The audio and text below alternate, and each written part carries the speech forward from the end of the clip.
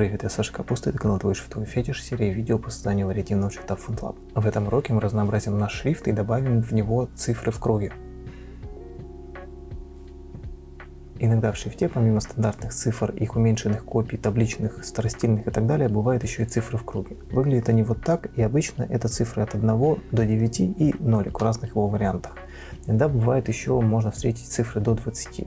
Делается это в принципе не очень сложно, когда мы говорим про обычные цифры в прозрачном круге, но когда речь идет о окрашенных в черный цвет таких шариках, кружочках, это немножко посложнее будет, но за счет того, что мы работаем в своем FontLab, это тоже можно автоматизировать и упростить. Обычно это рисуется непосредственно в самой ячейке глифа, но мы с вами сделаем по-другому. Мы нарисуем отдельно круг и совместим его с уменьшенной версией цифр, которую мы использовали с вами при создании индексов. А еще это не всегда обязательно должен быть круг, потому что в вашем шрифте вы можете сделать дополнительные стилистические сеты и, например, сделать это все в виде квадрата или какого-нибудь ромбика, треугольника и так далее. То есть, в принципе, в виде дополнительных стилистических сетов можно очень даже разнообразить. Но надо понимать, что пользоваться этим будут единицы, поэтому тратить на это много времени, чтобы потом особо никто этим не пользовался, ну тоже сомнительная затея, поэтому тут уже надо быть поаккуратнее с этим.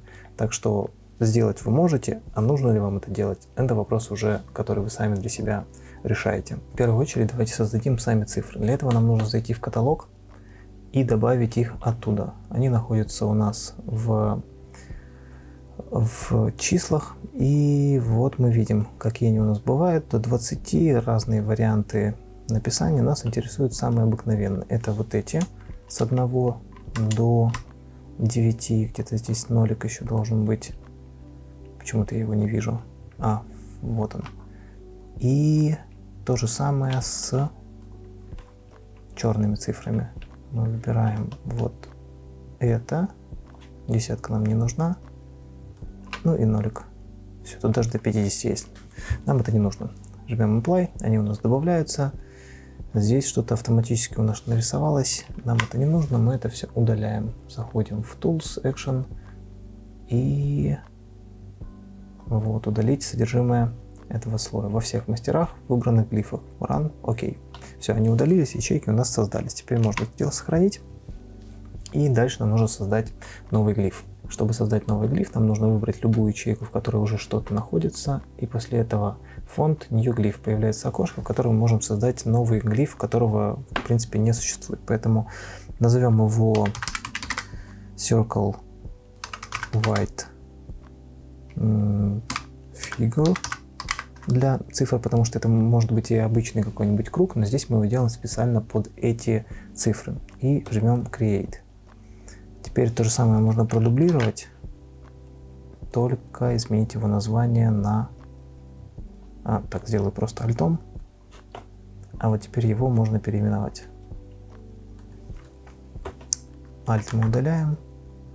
Пишем здесь Black. И переименовываем.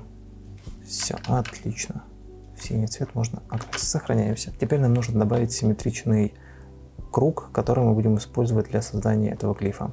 Заходим в глиф, который мы создали, и рядом можно поставить букву О. Теперь можно выбрать инструмент овал, кликнуть по нему и поставить вот здесь размер 720 на 720 и сделать его с натяжением 60. Жмем ОК. Вот он у нас добавился. Вставляем, выравниваем так, чтобы он был по высоте на -10 и высотой 710. Точка с запятой. Можно здесь ему задать размер 0. Вставляем, копируем. Все, у нас есть. Рядом можно поставить в режиме текста, жму Ctrl-F, и можно поставить какую-нибудь цифру из числителя. Вставляем. Вот она у нас здесь есть. После того, как мы добавили круг, нам нужно сделать, чтобы мы в него внутрь смогли поместить вот эту восьмерку. Для этого мы берем и создаем новый глиф. Ну, например, если этот у нас высотой в 700, и нам нужно сделать так, чтобы он примерно соответствовал нашему кругу в букве О по насыщенности, ну, попробуем сделать его размером в 100 юнитов. Поэтому что я делаю? Я создаю новый клип, новый овал, кликаю. И здесь пишу 520 на 520. Окей. Вот он у меня добавился. Теперь мы изменим его направление, чтобы он вырезался. И теперь можем выделить эти глифы и нажать на панели Transform центрирование 1 и центрирование 2. Смотрим сюда.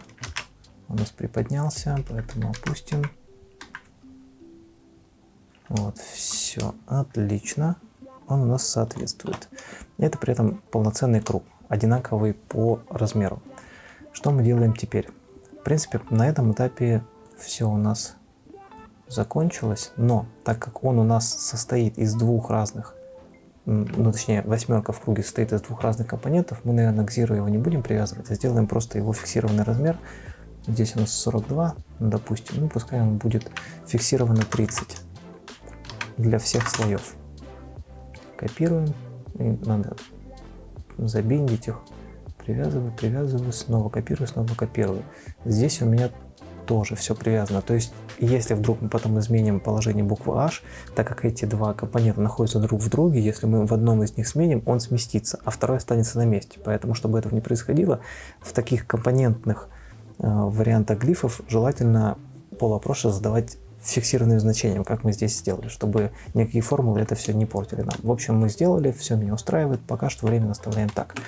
У нас создан белый круг. Теперь нам нужно создать восьмерку. Мы заходим в нее и добавляем два компонента. В первую очередь Circle добавляем. Сразу во все мастера. Там пока ничего не нарисовано, это не принципиально. И добавляем компонент восьмерки. Восьмерки из дробей маленькой, которая размером в 50%. Жмем ОК. Вот она у нас добавилась. Теперь что мы делаем? Выделили оба вот этих элемента, компонента в данном случае, инструментом элемент tool. И теперь мы их через панель Transform, которая обычно у меня свернутая, я просто их центрирую. Центрирую здесь и центрирую вот здесь. И вот так выглядит наша восьмерка. Но когда мы создаем такую восьмерку, вот ее, кстати, можно уже сделать. Хотя нет, я сделаю вот что. Я ее сделаю, чтобы она ссылалась по опрошам на оригинальный круг. Поэтому ставлю сюда и сюда. Если там что-то изменится, здесь тоже изменится, и при этом ничто никуда не сместится, потому что он полноценная композиция. В общем, мы сейчас ее скопируем вот сюда. И теперь вот что меня смущает. Меня смущает то, что вот этот круг, он похож на букву О по своей толщине. Но при этом восьмерка у нас больше соответствует этой восьмерке. То есть получается вот что. Получается, что вот этот круг по насыщенности больше, чем эта восьмерка. Мне это не нравится. Поэтому я бы это дело изменил. Для этого мы сделаем вот что. Заходим в оригинальный круг. И я просто его с зажатым C немножко уменьшу так, чтобы размер вот этой восьмерки соответствовал кругу.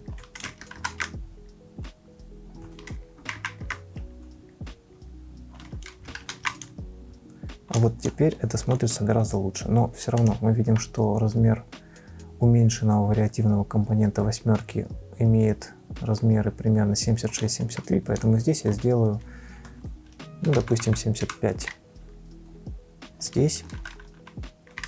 А вот здесь, чтобы компенсировать размеры, я сделаю немножко, например, 73.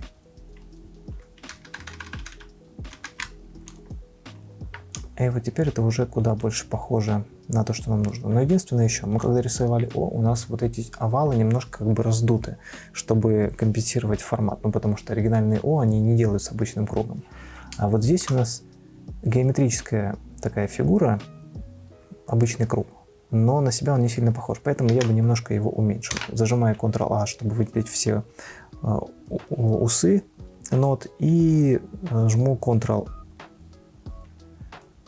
Ctrl-Shift-L, нет, Ctrl-Alt-L, чтобы выделить все Tony Lines. Теперь вниз стрелкой кликаю, чтобы сделать его больше похожим на круг. Вот все. Теперь такой вариант меня устраивает.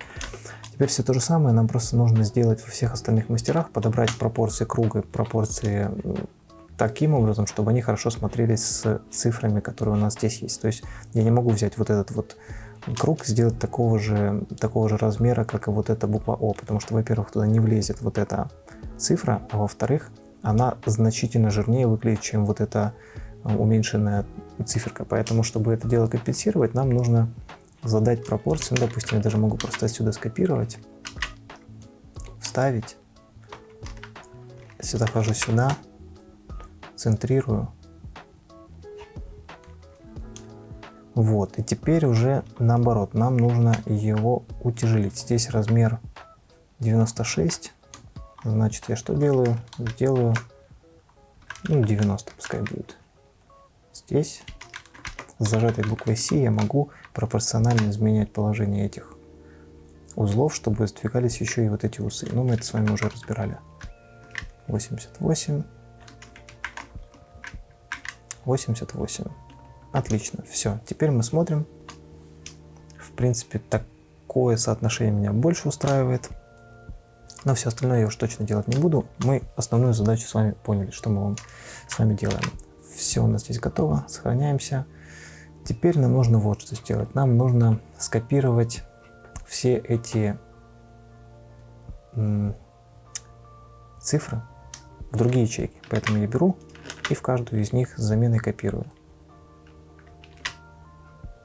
Ну вот, предположим, я во все из них скопировал. Теперь что я делаю? Я захожу в созданные, и мне нужно заменить. Здесь у меня шестерка, поэтому выбираю вот этот глиф, жму Ctrl-Shift-C, открывается окно замены компонента. Это то же самое, что мы с вами здесь выбирали. Теперь ставлю шестерку здесь, но выбираю шестерку не обычную шестерку, потому что если я ее вставлю, у меня ставится большая обычная шестерка, а выбираю именно деном, потому что мы видим, что у нас здесь восьмерка деном, значит и здесь шестерку нужно выбрать деном. Деноминатор. Вот вставляю. У нее размер чуть-чуть отличается, поэтому она стала не совсем ровно, она немножко смещена. Поэтому я выбираю и центрирую здесь, а вот здесь нет. По горизонтали центрировать не нужно, потому что у нас вот это симметричное с овершутами сверху, а шестерка у меня срез сверху идет ровно где нужно, поэтому по вертикали мы их больше не центрируем, они у нас так отцентрированы как надо, а вот по горизонтали центрировать нужно, поэтому я выбираю, кликаю сюда, она у меня вроде как отцентрировалась. Теперь заходим сюда, точно так же выделяю все, центрирую, то есть вот эту мы не трогаем, а вот эту трогаем. Заходим в семерку. Так, средняя эта линия мне мешает, поэтому я ее, Matrix Line, я ее отключаю, Ctrl-Shift-L я ее включил. Все, меня все здесь устраивает, теперь точно так же Ctrl-Shift-C, выбираю семерку, семерка деноминатор, вставил, и вот тут мы можем ее центрировать между собой. Так. А она у нас не центрируется. Почему? Попробуем вот что. Нажмем вот сюда. А вот это отцентрировалось. Очень интересно. Ну ладно. Значит, и это здесь не получалось. То есть она действительно не изменяла размеры 258, 256. А вот это немножко сместила. Ну, значит, тогда пользуемся вот этой кнопкой. Ну, в общем, к чему я веду. Мы вот сейчас зайдем, допустим, с вами в единичку. Так, это я отключу.